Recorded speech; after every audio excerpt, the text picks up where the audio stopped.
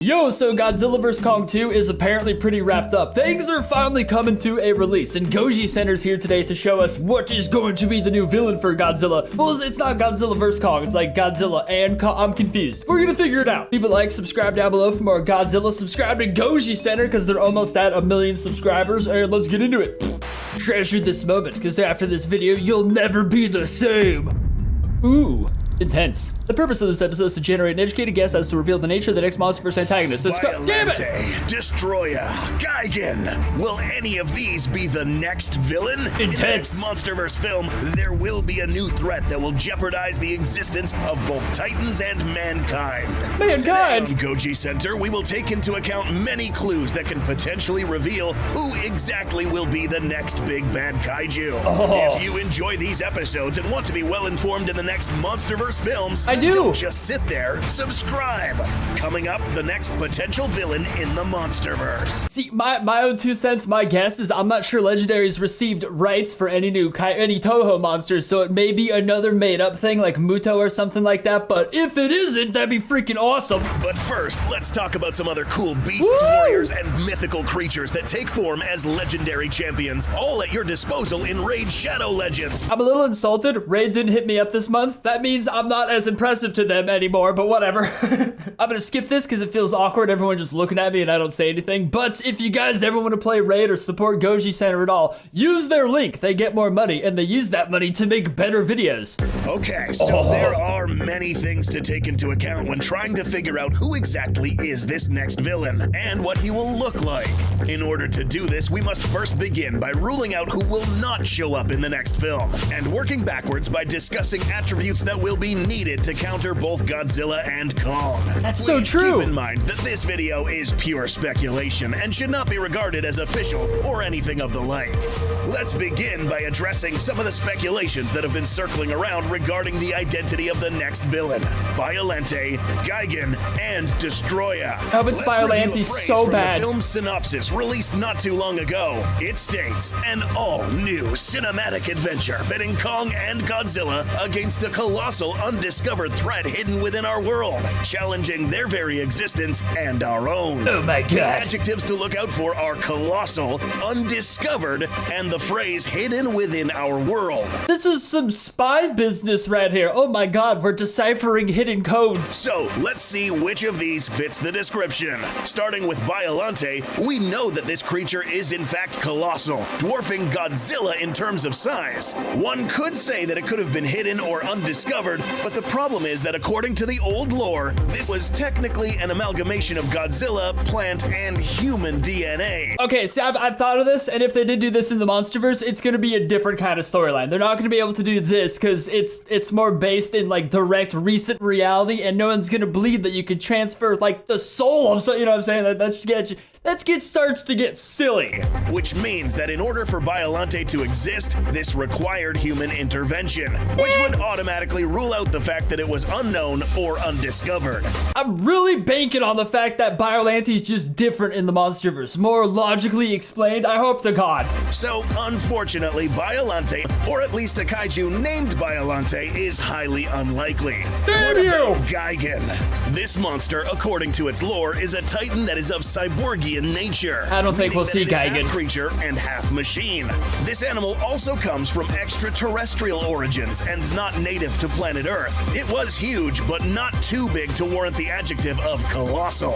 Also, keep in mind that whatever villain shows up in this next film, it will have to be big enough to face both Godzilla and Kong. So what does this all mean? Because the synopsis specified that this was a colossal threat that— Are you telling me that word is not synapsis?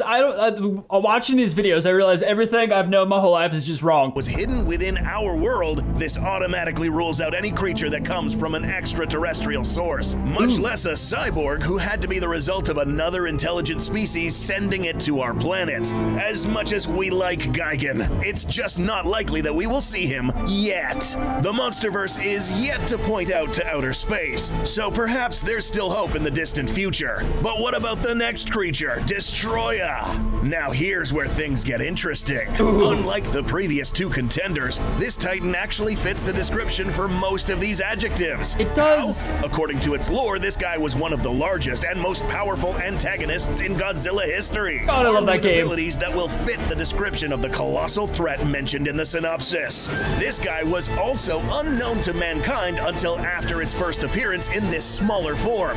So, is this enough evidence to suggest that Destroya will be the next villain? No, and here's why. Don't forget that the existence of this monster was a result of a weapon known as the Oxygen Destroyer. Once its chemical attributes mutated Precambrian organisms on the ocean strata, these formed deadly organisms that leveraged a power to the effects of the Oxygen Destroyer, meaning that the existence of Destroya is a result of a human-caused event, not something that was hidden inside the world, or in this case, the Hollow Earth. He's colossal, he was hidden, and it's no doubt that a modern version of Destroya would be more than enough to face the two Alpha Titans. But since this is an Origins film, inserting a human-instigated kaiju back into the early timeline wouldn't make sense. Especially since the Oxygen Destroyer was detonated in 2019, not millions of years ago.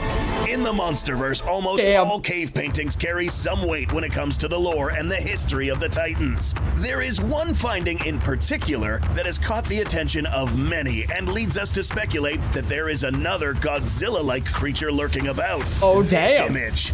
Fun fact, this image was actually going to be seen in Godzilla vs. Kong, but was ultimately cut from the story due to heavy edits. We aren't exactly sure what this thing is or was, but the fact that it resembles a Gojira makes us think that this would actually be a creature that shares at least some attributes with the G-Man.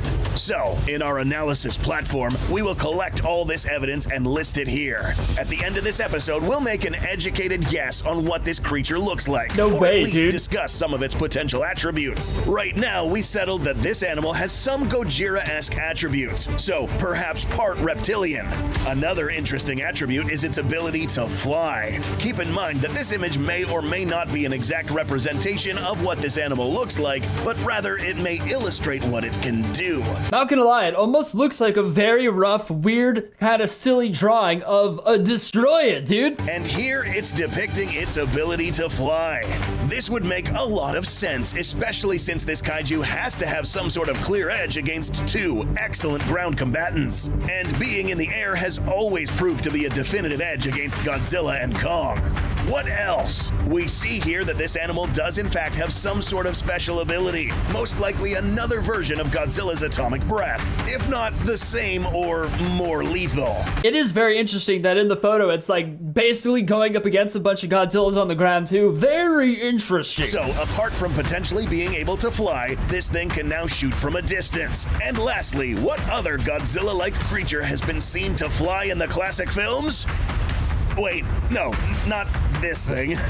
We're talking about this kaiju. That's right, Space Godzilla. Now, we know what you're thinking. How on earth would Space Godzilla fit the description of something that has been hiding inside the planet, not outer space? That's a valid question, but hear us out. Perhaps this villain will have some attributes of Space Godzilla, since it's the only Godzilla-like creature, apart from this one, that can actively fly.